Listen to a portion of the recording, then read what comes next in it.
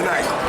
And that to me says that he's got a re-spark, a rebirth, a re-spark in his career going forward. Look for big, big things from him. The night was an infomercial. It was an infomercial to what's coming next. That's what I got and felt and talked to him prior to coming out. That was an infomercial that the second half, right, of his career is going to be fireworks, because he wants to prove that others might have gave up on him, but he didn't give up on himself. And that's what I seen that victory tonight, especially being released from, as you said, and the world know in boxing, top rank. Yeah. How does Jojo feel? I'm happy for him. Moving forward, where do you want to put him? Where do you guys want to see him? Whatever his managers, whatever his handlers feel that he need to be, I think is important. Myself as a promoter, and any other promoter out there, and I'm just suggesting, I'm not telling them to do what they got to do or want to do, is that the fighter, these fighters of today, is in position and they are using that power that they realize that they have after decades and decades of years of being controlled and saying what you got to told, what you got to do and what you can't do. Fighters today are telling their advisors and managers and promoters that if I don't get this fight now, I want out of here. So don't think that every fighter that's being released from any promoter is based and predicated on they're washed up, finished. There's no more life in that fighter.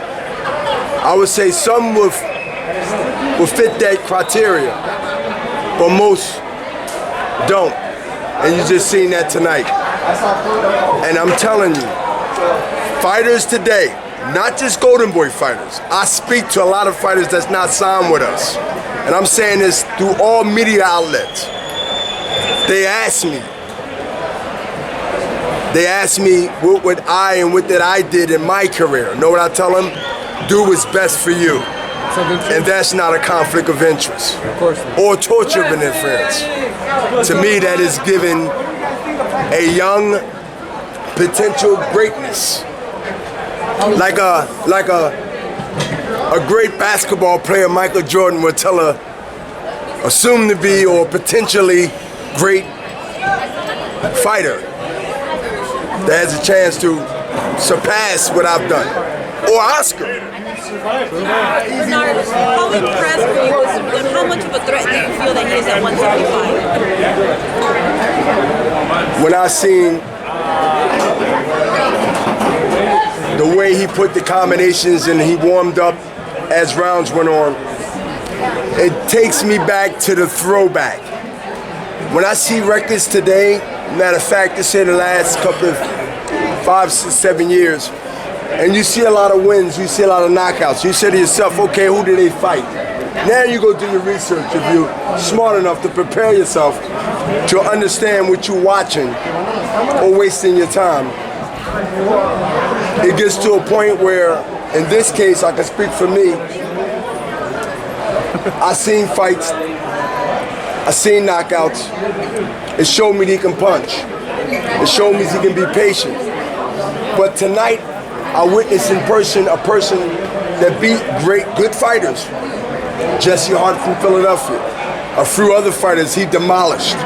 Strong, good chin. To get beat this way, like that.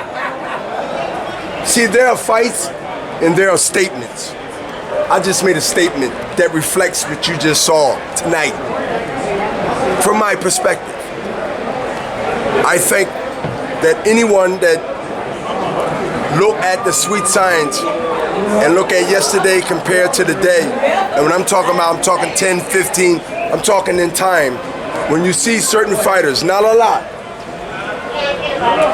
they can remind you of the greats before this era. Speaking to that, very few people can get that accolade, get that type of title or accolades Very few, so that's like a rare percentage. Give us a name. Who reminds you? Who reminds you of a throwback fighter today? Tonight, that light heavyweight you just seen today, you heard of Bob Foster? Absolutely. Sir. Good night. Appreciate you, Bernard. Good stuff. Hey, Bernard, did that by the chance remind you a little bit about yourself? I mean, they wrote you off right after Jermaine Taylor, moved up to light heavyweight, took care of business against Tarver. Well, Do you see that a little bit in him too? What I seen and I spoke, I think I touched on it already. When somebody supports you, your career is not over. From your perspective, they think different, so they release you. They had the right to release you. I take offensive to that. It's the same thing when you fight someone, you put your heart into it and you don't get the proper decision.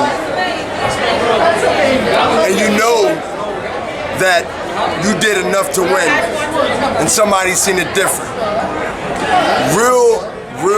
Real conscious fighters and athletes, period, want to get back.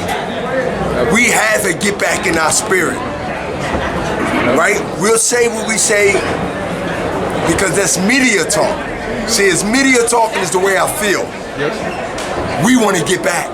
It might not be the person that we get, but it'll be somebody in the next path, the one that's supposed to really wipe you clean to justify giving up on you. Yeah. Real athletes, when I mean real, true to the core, ride or die type athlete. No doubt. Going to do something the next fight that make people say, well, did he really, or did she really win that fight last time? Because it was close. I want to leave that, you messed up, and now I'm going to let somebody else pay for it. Hey, I got a question, man.